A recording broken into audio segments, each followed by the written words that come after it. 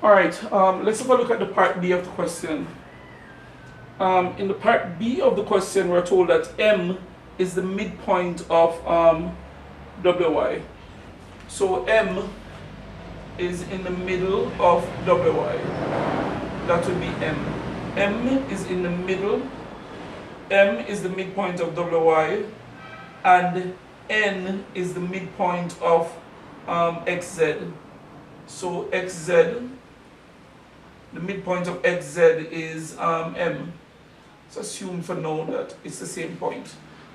We could do calculation to check it, but let's assume for now it is the same point.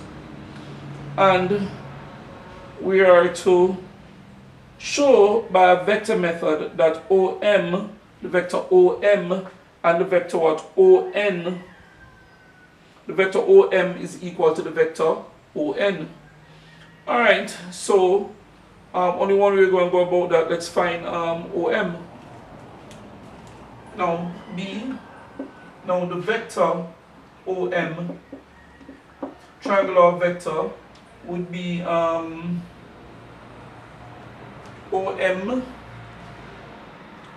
it would be what?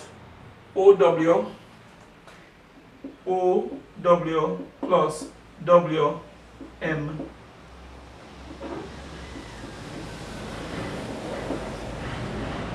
Alright, OW I know, what I don't know is WM.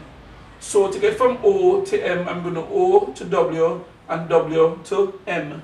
We already found what? WY. Here's WY. And we're told that M is in the middle of what?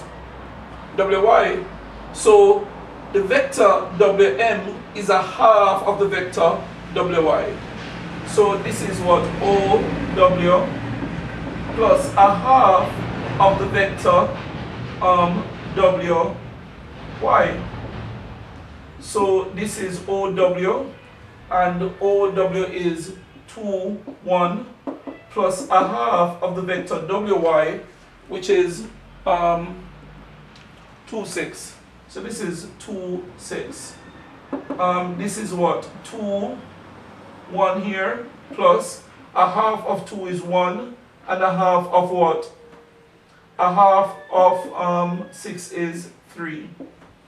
So OM is what? 3, 4. The vector OM is 3, 4. All we need now to do is to find the vector what? ON. Now ON, I could go from what? I could go from what?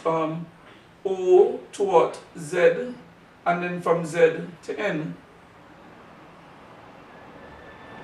I don't have no XZ. I could find XZ. Now ON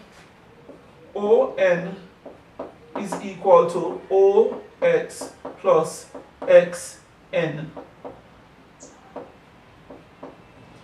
Now this is OX plus a half of XZ. Alright. Now N, we're told is in the middle of what? XZ.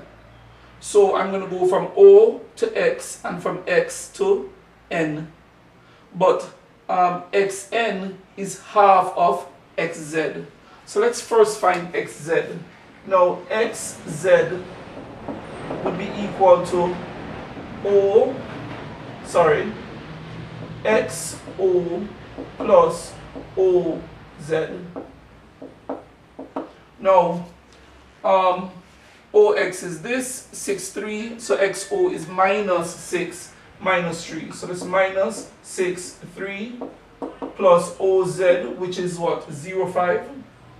We did find that earlier. Yes, 0, 5. So this becomes minus 6 plus 0, minus 3 plus 5. And this is minus 6, positive 2. So xn, which is a half of xz, would be equal to a half of minus 6, 2 which would be minus 3, 1. So ON would be the vector what? OX, which is, OX, which is 6, 3, plus XN, which is what? Minus 3, 1. So this is going to be 6. 6. A positive times a negative is a negative 3. 3 plus 1. So this would come out to be 3, 4. So immediately we can see that what? OM and ON are equal vectors. Therefore, OM, the vector OM is equal to the vector ON,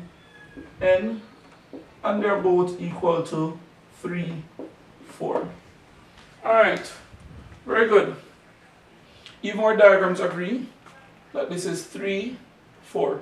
So even our little sketch agrees with the calculation. Alright, so let's see the next part of this question. The next part of the question is asking us to find the magnitude of WX. Do we have WX anywhere up there? Lord, these people make this thing hard and long. I want to find the magnitude of WX. So we have WX here, and the magnitude of XY. Alright, they have the same 2 and 4, so the magnitude is going to come out to be the same. Alright, so I'm doing BII. I'm doing BII. The magnitude of WX, the magnitude of vector WX would be the square root of, so we have WX already, it's 4, 2. So it's what? 4 square plus 2 square, which is equal to, this is 16 plus 4, the square root of 20. Now the magnitude of XY, the magnitude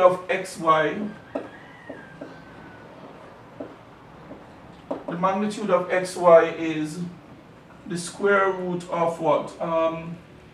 Minus 2 square plus 4 square, which is the same as what? Minus what? 20. So the magnitude of WX is equal to the magnitude of what? XY, and the magnitude is equal to the square root of 20 units. Alright, so we've completed BII.